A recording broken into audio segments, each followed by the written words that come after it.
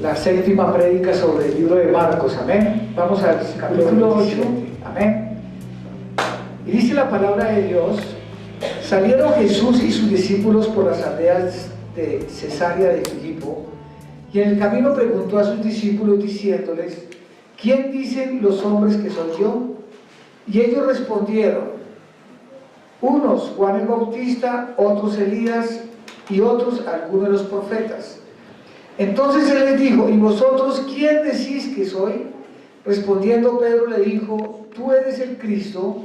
Pero les mandó que no dijesen esto de él a ninguno. Amén.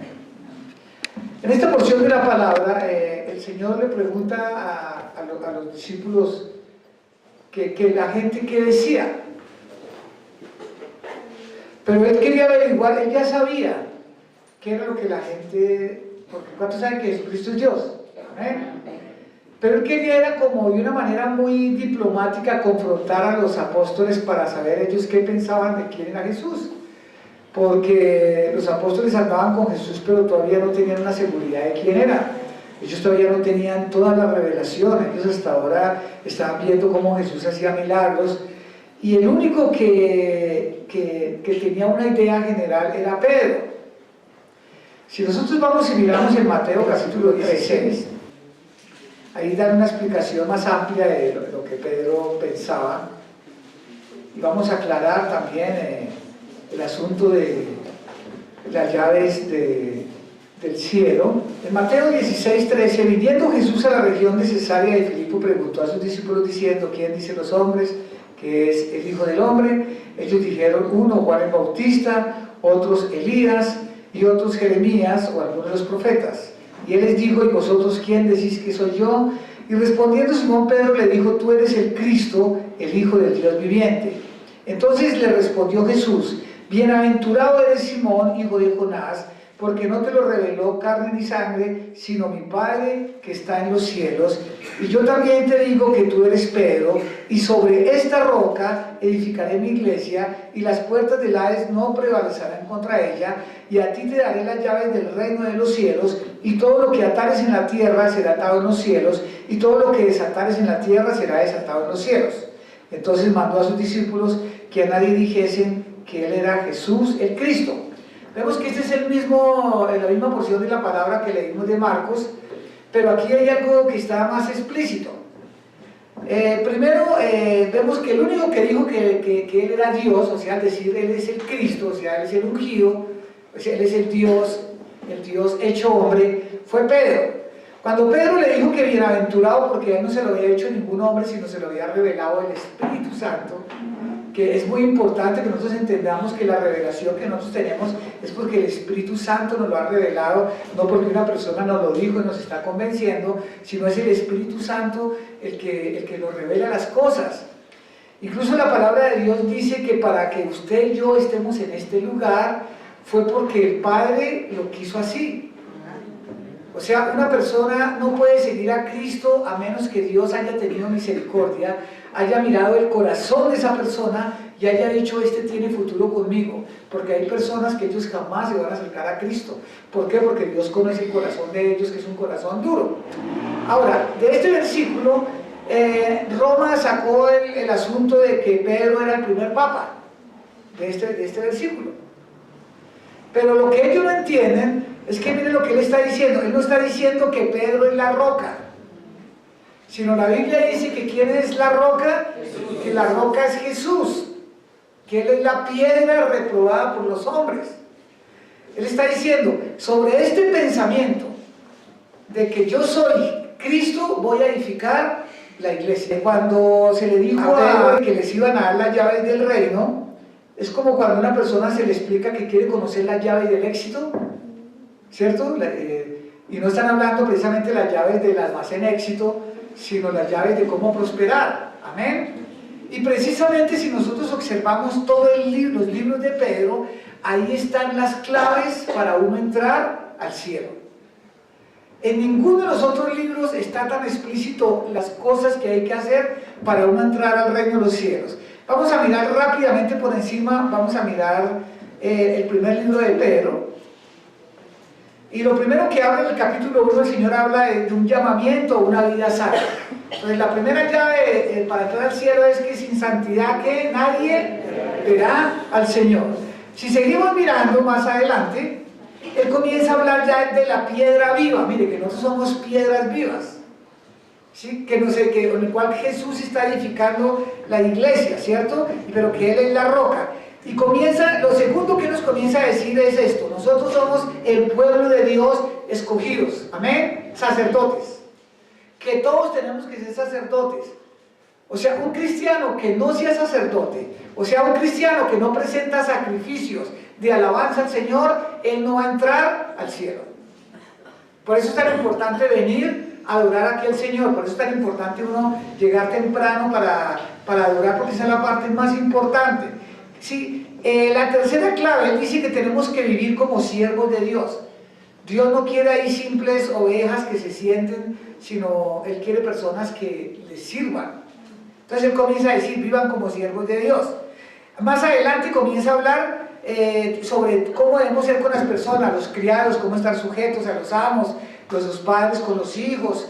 Y después comienza a hablar sobre los deberes conyugales, que las esposas estén sujetas a los maridos, que todos, o sea, todo el reglamento que Dios tiene establecido para los cristianos.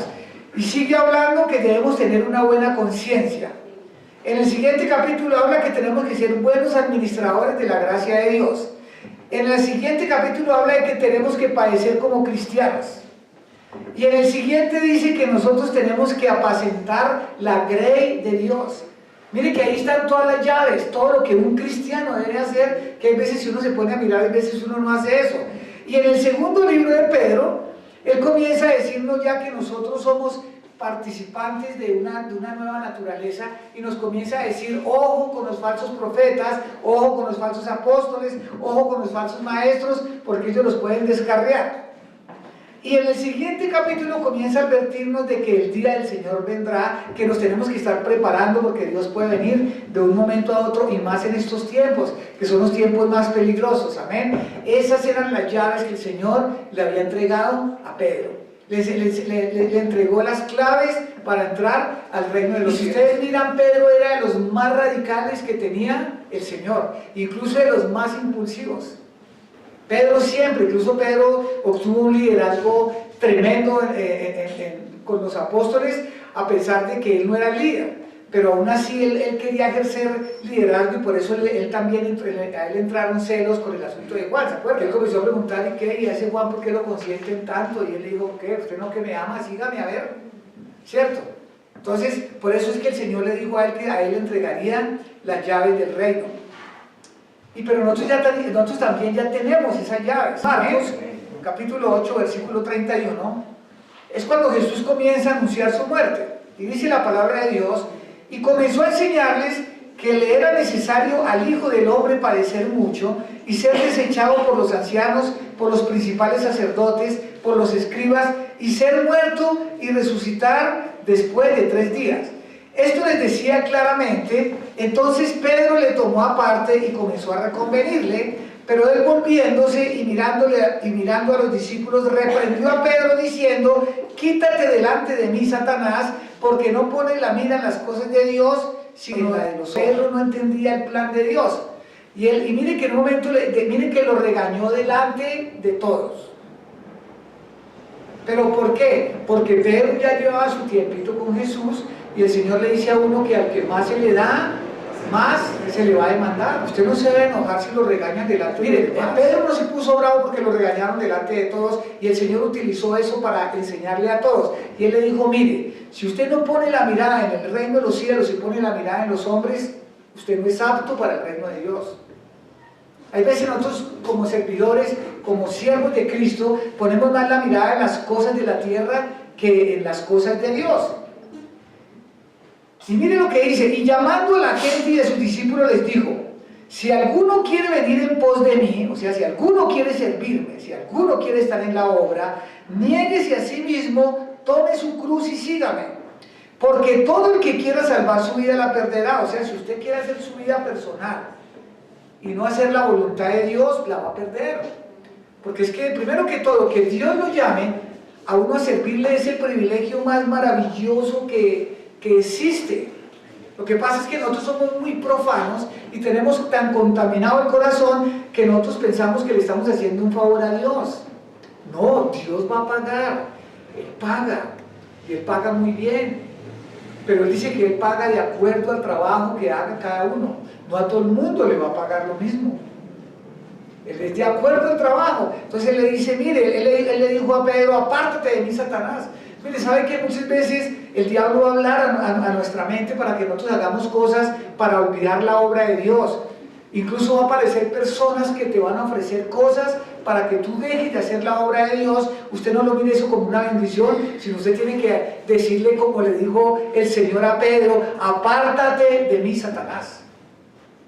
Porque Dios nos ha llamado, lo más maravilloso que hay es servirle a Él. Porque todo lo que nosotros sacamos aquí en la tierra, gloria a Dios primero porque es una bendición de Él. Pero de acá no nos llevamos nada. Pero cuando lleguemos allá nos van a dar una recompensa por el trabajo que ya hemos hecho acá. Entonces miren lo que continúa diciendo el Señor. Porque ¿qué le aprovechará al hombre si ganare todo el mundo y perdiere su alma? ¿O qué recompensa dará al hombre por su alma? Porque el que se avergonzare de mí y de mis palabras en esta generación adúltera y pecadora, el Hijo del Hombre se avergonzará también de él cuando venga la gloria de su Padre con los santos ángeles. Esto lo vemos en Marcos capítulo 8, versículo 36. Entonces Dios le está diciendo, sí, está bien uno trabajar, está bien uno prepararse, está bien uno estudiar, pero uno tiene primero el reino de Dios y las demás cosas que, no solo el reino de Dios, primero el reino de Dios y su justicia. O sea, caminar, como Él dice, debemos caminar en paz con Dios, en paz con los hombres, y las cosas vienen por añadidura. Pero si nosotros nos dejamos hablar de otras personas, vamos a buscar primero la añadidura y olvidamos lo que es el reino de Dios. Entonces por eso no vemos la bendición completa, vemos una bendición, y esa bendición aún así no nos tiene satisfechos. Mire, cuando uno está satisfecho con la bendición de Dios, uno está pleno, uno está confiado en Él. Cuando uno no está satisfecho con la bendición de Dios, uno está anhelando otras cosas y no está disfrutando ni siquiera lo que Dios le acabó de dar. Le voy a dar un ejemplo. ¿Cuándo es que nosotros valoramos nuestra salud? Ajá. Cuando estamos enfermos es cuando nosotros reconocemos, yo ayer estaba bien, ¿cierto? Bien presente y gracias a Dios porque ayer estaba bien, hoy que estoy enfermo, entonces tengo que clamar a Él, decirle, Señor, ayúdame, mire lo que está pasando, comienzan las preocupaciones, comienzan las cosas. Por eso el Señor le dice que cada día tiene su propio afán. Cuando Él le dice que cada día tiene su propio afán, Él está diciendo, mire, disfrute cada día, cada minuto, cada segundo y deme la gloria. Disfrute esas montañas que yo hice, esos paisajes tan hermosos, ese cielo tan maravilloso. Disfrute una lluvia, disfrute las flores, disfrute las personas que te aman, disfrute todo, disfrute lo que le di. Disfrute su cama, disfrute sus animales, pero nosotros no disfrutamos nada por la codicia de alcanzar algo más. Y cuando nosotros tenemos algo, pero como queremos alcanzar algo más, incluso se nos olvida lo que Dios nos ha dado. Y pasa el siguiente día y ya el afán del nuevo día. Y entonces no disfrutamos el pasado, ya tenemos el afán del de hoy y el de mañana. Y eso es lo que mantiene una cantidad de hijos de Dios como en una depresión, en una tristeza, como en una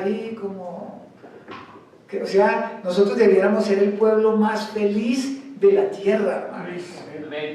Porque nosotros vamos para el cielo. Porque nosotros no estamos solos. Porque si nosotros estamos enfermos, sabemos que tenemos un sanador que nos sana. Y si Él no nos quiere sanar, nos morimos y nos vamos con Él. El mundo no tiene eso. Nosotros tenemos promesas donde Él dice, yo no lo veré a usted aguantando hambre jamás, porque usted es mi hijo. Si usted no está solo, no importa si vienen 7 contra ti, mayor es el que está en usted. No importa lo que el diablo quiera hacer, y nosotros no disfrutamos nada de esas cosas. Entonces como que se nos olvida todo.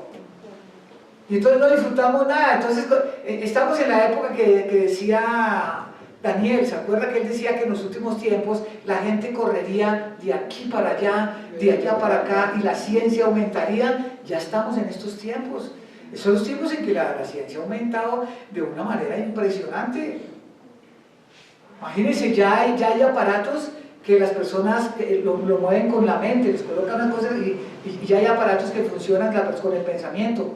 ¿Quién se iba a imaginar eso? Esos ya existen, ya están funcionando, los tienen en prueba. Imagínense manos biónicas, una persona pierde una mano y le colocan hay una mano de metal o de plástico y con la mente mueve los dedos, no tiene cables ni nada, solo con impulsos eléctricos del cerebro. Eso es, la ciencia aumentó de una manera impresionante. Nomás mire su celular. Mire un celular, cómo le mandan a usted una foto desde el otro lado de la tierra y le llega a su celular. Y nada la detiene por el camino, que le digo, vamos a cogerla acá, no, ¿cómo hace para llegar una foto? Eso es asombroso. Por ejemplo, la gente de ahora, la juventud de ahora, ellos nacieron en medio de eso, ellos ni se preguntan cómo es que hicieron eso. Yo recuerdo la primera vez que sacaron el primer piano eléctrico, cuando los japoneses sacaron el primer piano digital.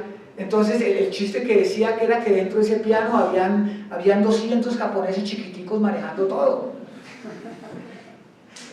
Porque eso parece magia, ¿sí o no?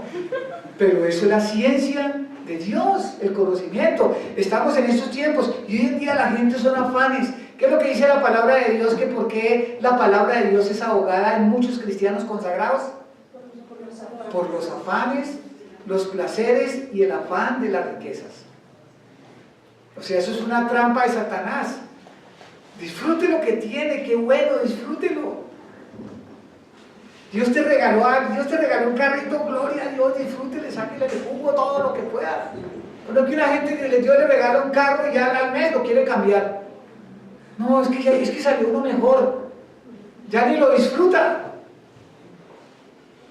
Todo se está volviendo así, ya toda la gente quiere cambiar todo. No, así lo va a cambiar algún día, pero disfrute lo que tiene. Disfrute que puede salir, disfrute que puede ir a la iglesia. ¿Cuánta gente está en un hospital que no puede ir a la iglesia? Yo estaba hablando con Antonio, él decía que él extraña la iglesia. Él quisiera estar en la iglesia, pero no puede. Nosotros podemos y nos da pereza, ¿no? O sea, hay cosas que, como le digo, el enemigo trabaja de una manera muy fuerte. Ahora vamos a mirar donde dice que qué recompensa dará el hombre por su alma.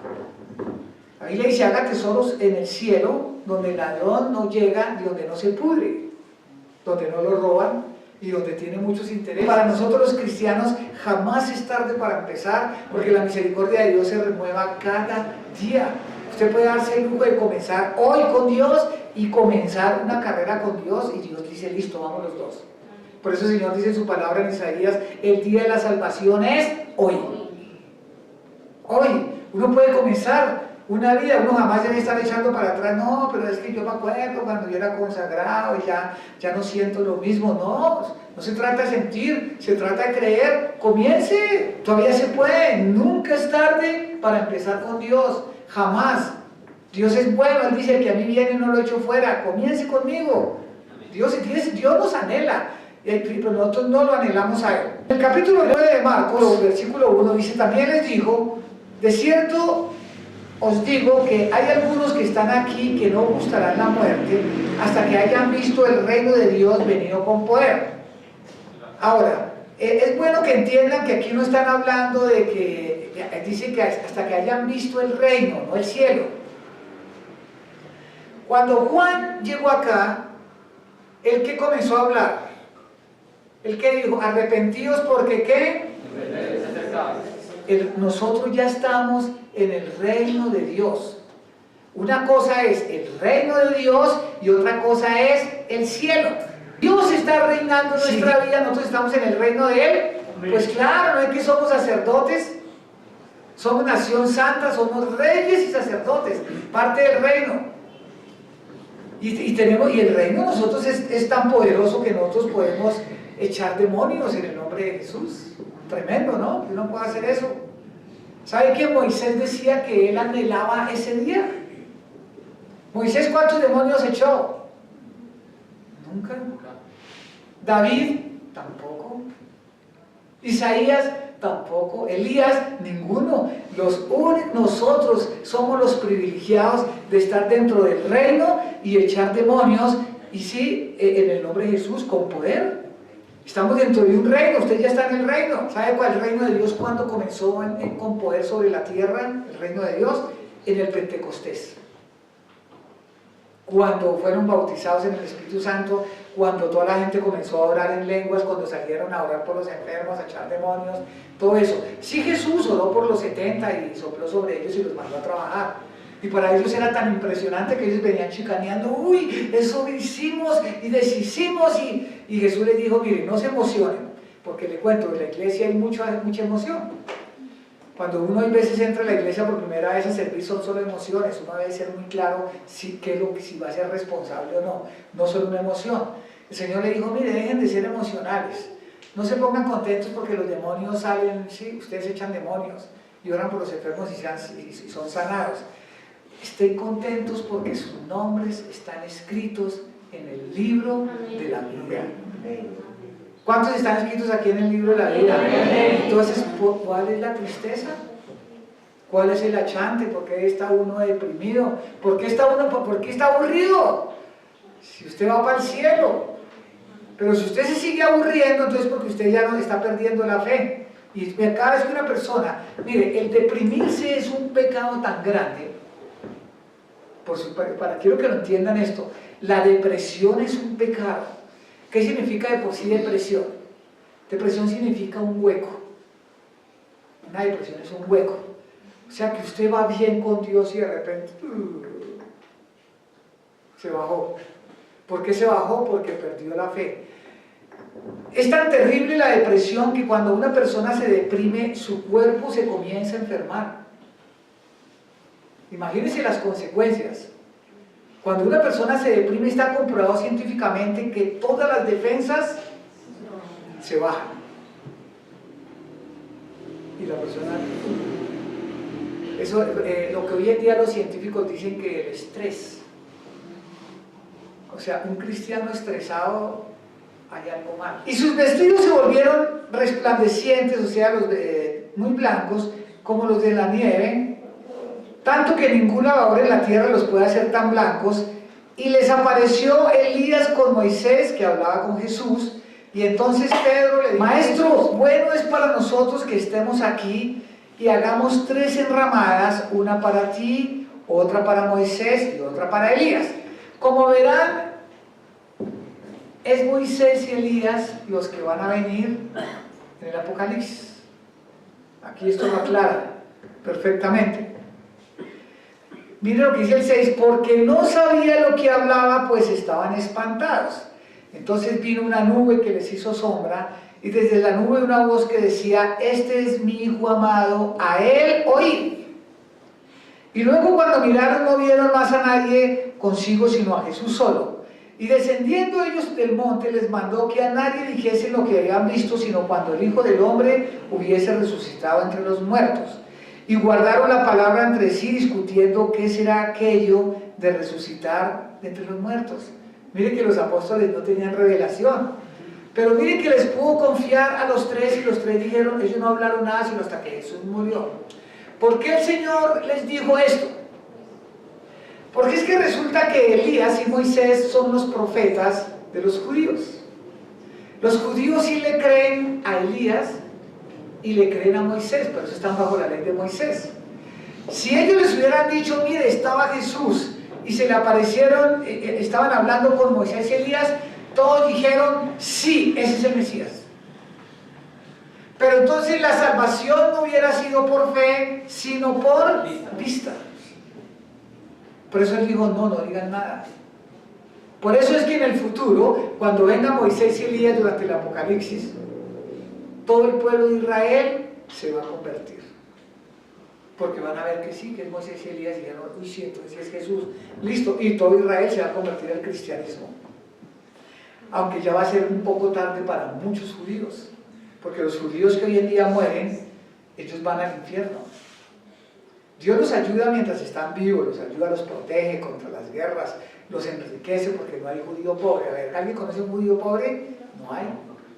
¿Por qué los judíos no son pobres? Porque los judíos diezman al centavo. No son salvos, pero ellos sí diezman. Y por eso es que son muy bendecidos. En San Marcos capítulo 9, versículo 11, y le preguntaron diciendo, ¿por qué dicen los escribas que es necesario que Elías venga primero? Respondiendo les dijo, Elías a la verdad vendrá primero y restaurará todas las cosas. Y como está escrito del Hijo del Hombre que padezca mucho y sea tenido en nada, pero les digo que Elías ya vino y le hicieron todo lo que quisieron como está escrito de él. Ahora, este versículo a veces le produce a uno como confusión, ¿cierto? Porque uno dice, bueno, ¿cómo así que Elías va a venir pero que Elías ya vino? No, es que él está hablando aquí es de Juan el Bautista, que Juan el Bautista tenía los mismos dones, se movía el mismo espíritu que se movía en el profeta Elías. Vamos a mirar Lucas capítulo 1, versículo 13, dice, pero el ángel le dijo, Zacarías, no temas porque tu oración ha sido oída y tu mujer Elizabeth te dará a luz un hijo y él se llamará su nombre Juan y tendrá gozo y alegría y muchos se regocijarán de su nacimiento porque será grande delante de Dios, no beberá vino ni sidra y será lleno del Espíritu Santo aún desde el día. Y hará que muchos de los hijos de Israel, o sea que muchos judíos se conviertan al Señor Dios de ellos. E irá delante de él con el espíritu y el poder de Elías para hacer volver los corazones de los padres a los hijos y de los rebeldes a la prudencia y de los justos para preparar al Señor un pueblo bien dispuesto. A esto era que se refería el Señor, que él ya había venido. O sea, el mismo don de Elías venía, pero Elías va a venir en el futuro.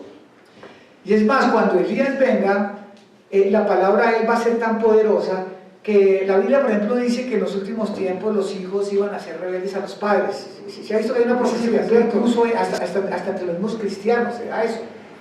Y para el Señor eso es tan terrible que Él dice que si no fuera porque Elías, cuando Él venga, la palabra que Él va a dar, va a colocar en su sitio tanto a los hijos como a los papás, o sea, para restaurar la relación que hay entre padres e hijos, porque para nadie es un secreto que las relaciones entre padres e hijos hoy en día son deterioradas.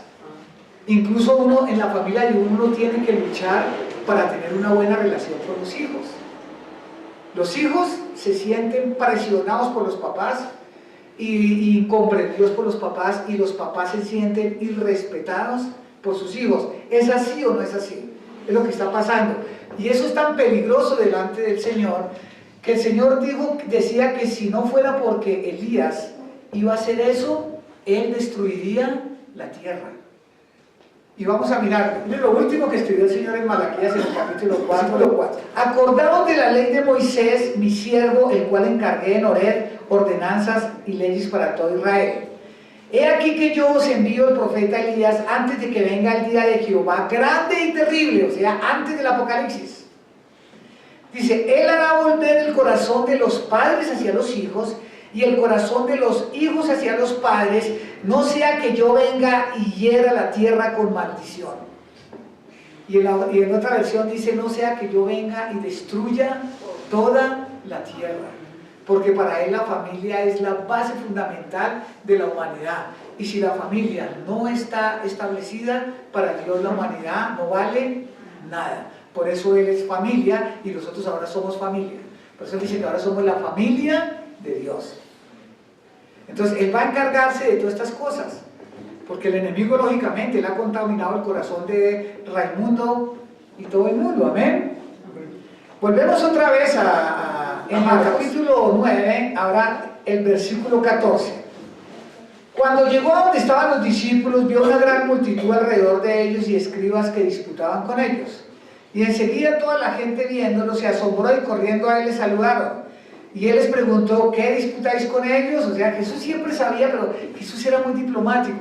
Jesús siempre ha sido muy bueno, ¿no? Él nunca llega, ¿no? Sino Él desde el principio, Adán, ¿dónde estás? ¿Por qué te escondes? Venga, negrito, venga, ¿cierto?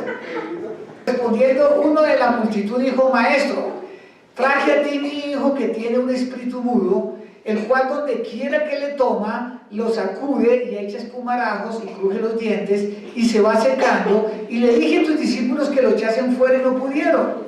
Respondiendo les dijo: oh generación incrédula, ¿hasta cuándo he de estar con vosotros? ¿Hasta cuándo os he de soportar? Traédmelo. Y se lo trajeron, y cuando el espíritu vio a Jesús, sacudió con violencia al muchacho, quien cayendo en tierra se revolcaba echando espumarajos. Y Jesús preguntó al padre: ¿cuánto tiempo hace que le sucede esto? Y él le dijo: desde niño. Muchas veces le echan el fuego, en el agua para matarle, pero si puedes hacer algo, ten misericordia de nosotros y ayúdanos. Jesús les dijo: si puedes creer, al que cree todo le es posible. Hay demonios que necesitan que primero, que la persona que se lo van a sacar, crea.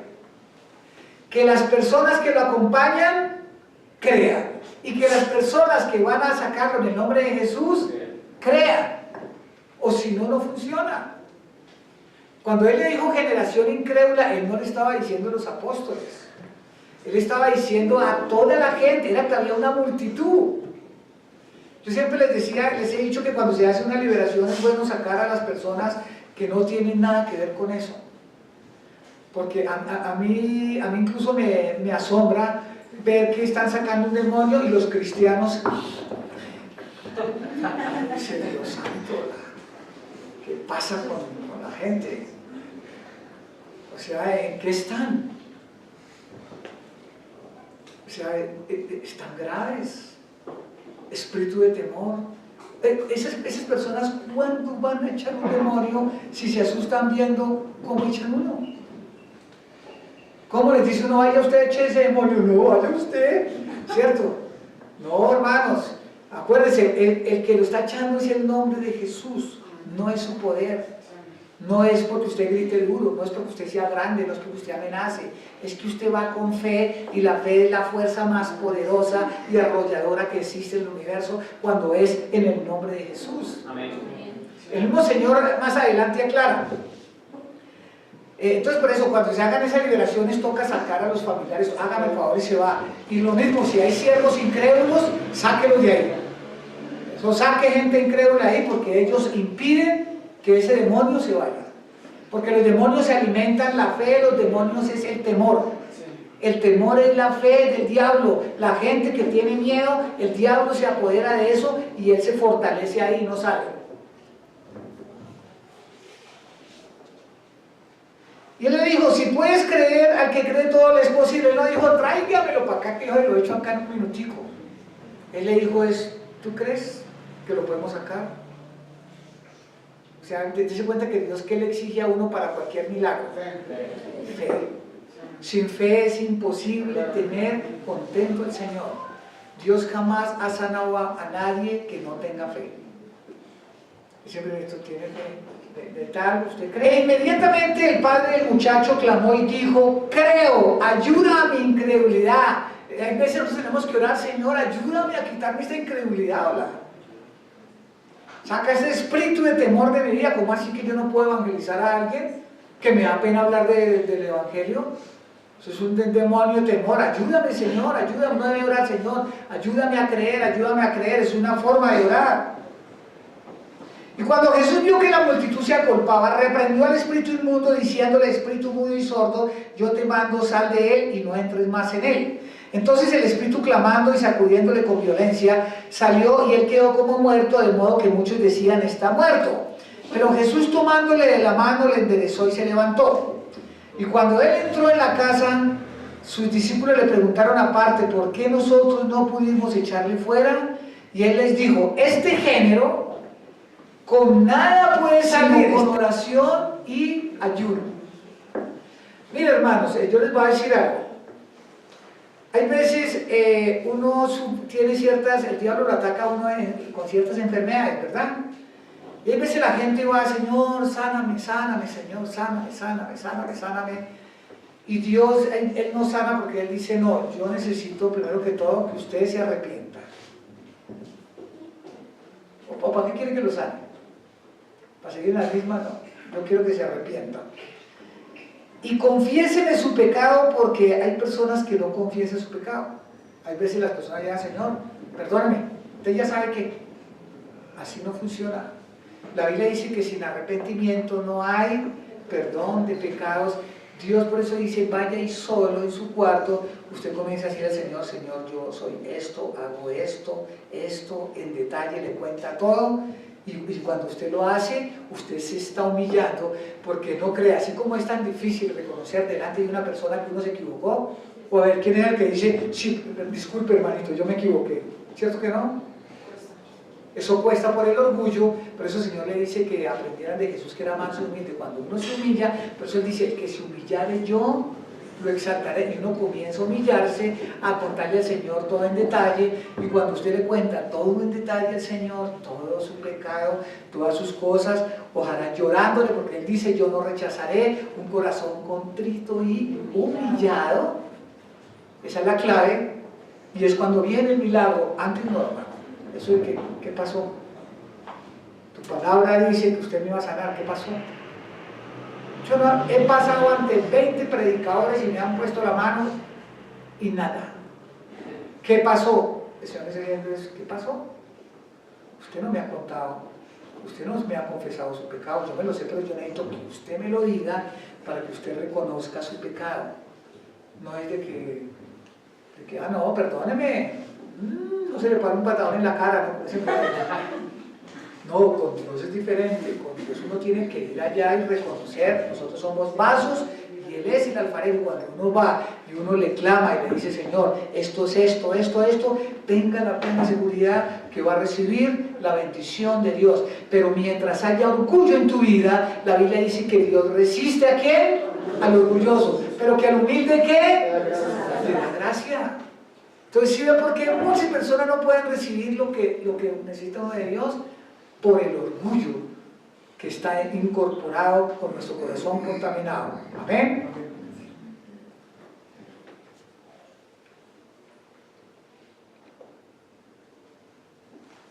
Entonces, este género con nada puede salir sino con oración y ayuno. O sea, hay que orar y hay que ayunar. ¿Quién? La persona que hay que sacar el demonio y la persona que lo va a echar. Ambos. Porque ¿para qué se pone uno a echar un demonio a una persona que no quiere que lo saquen? ¿Para qué? Ahí está, ahí lo tienes. No, ¿para qué pierde uno el tiempo? No, cuando quiera lo sacamos si usted quiere, pero si no, pero que quiere corazón, no. Tiene que ser de corazón. Y habiendo salido de allí, caminaron por Galilea y no quería que nadie lo supiese, porque enseñaba a sus discípulos y les decía, el Hijo del Hombre será entregado en manos de hombres y le matarán, pero después de muerto resucitará al tercer día. Pero ellos no entendían esta palabra y tenían miedo de preguntarle.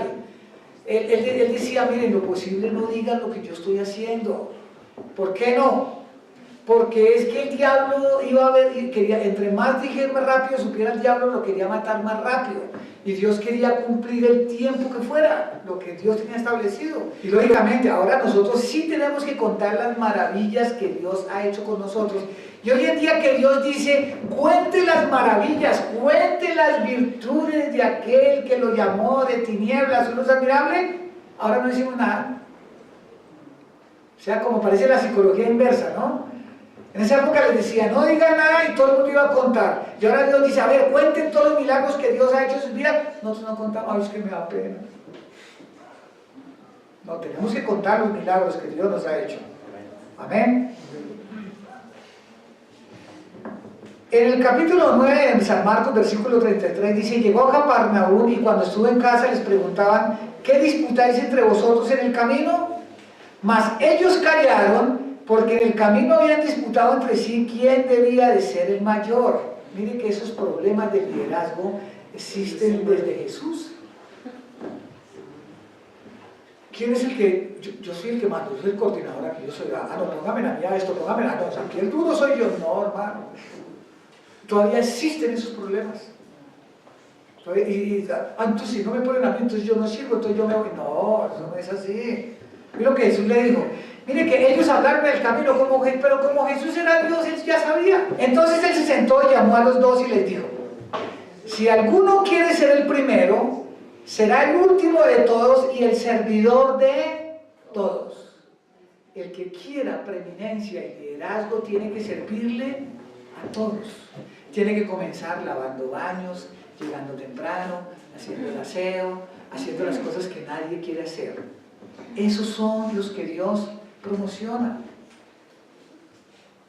Pero hay veces uno piensa, no, es que yo soy tan, yo necesito que me tengan todo listo para cuando llegue. No, hermano, ¿cómo te va a promocionar el Señor? ¿Cómo? ¿De qué forma te va a promocionar el Señor?